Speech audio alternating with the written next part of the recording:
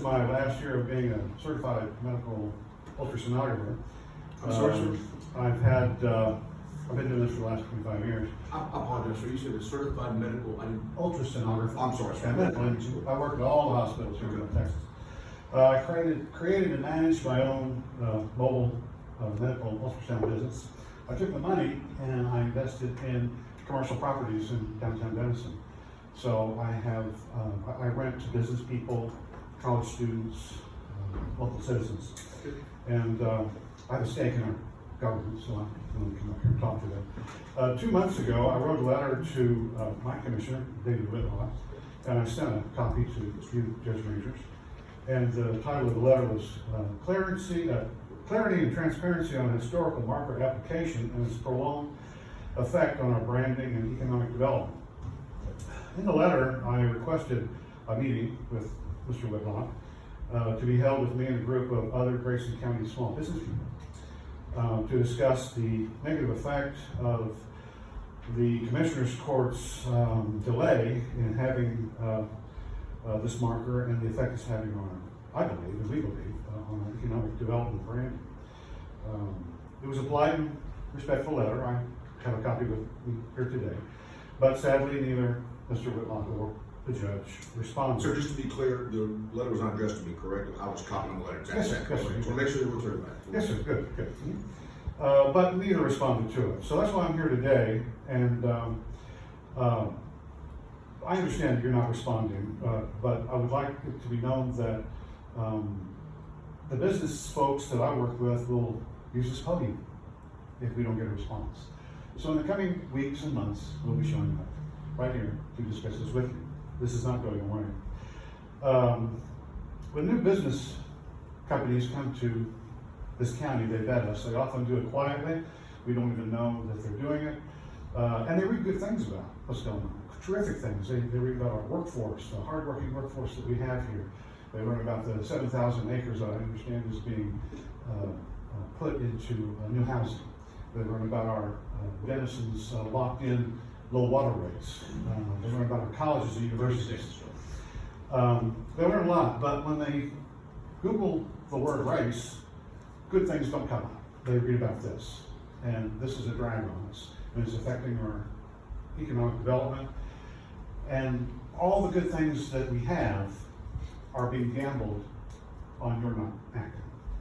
So I would end this by saying that we hope you bring it up, put it on the business agenda to vote on it, and just vote on it. And if you Thank you, sir. do the right thing, we're okay. If you don't, we'll have the rest of our lives to have to explain it. Thank you very much, sir. Yeah. All right, go ahead, sir. Thank you. I am Kurt Chaskin. I live at 1419 West Woodard in Denison, and I rise to address remarks that were made last week at the Commissioner's comment portion of the meeting. The remarks made by one Commissioner that they always and only vote on what the majority of the constituents wish. While I was in Iraq as a part of the Joint Military, State Department, and U.S. Agency of International Development team that was focused on restoring the democratic foundations of that country, we deliberately led, coached, and mentored newly elected representatives on why a majority shouldn't always hold sway. We tried to explain the issue by relating to the Federalist Paper 10, where the tyranny of the majority is exposed. We used legislative lessons learned, social thinking, economic theory on why minority desires were important to respect in a representative democracy.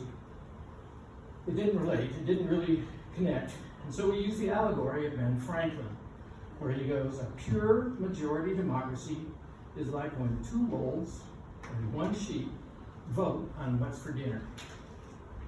The point is, it is incumbent upon you as our elected representatives to consider the wants and desires of all the constituents and not just those of the majority. Instead, chosen officials are supposed to be like Old Testament Hezekiah, traveling through Judah doing what is good and right and true despite what the majority of the people say. It means that sometimes it requires you not to focus on hearing the clanging gong or the crashing cymbal of the majority, and instead listen to the undervalued voices of the minority. But if you choose to continue in this mindset of only siding with the majority, then I say we need to ensure it is the true majority.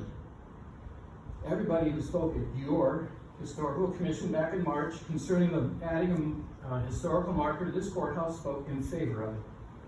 There were 77 people who attended the public information meeting, and again, all favorably supported it.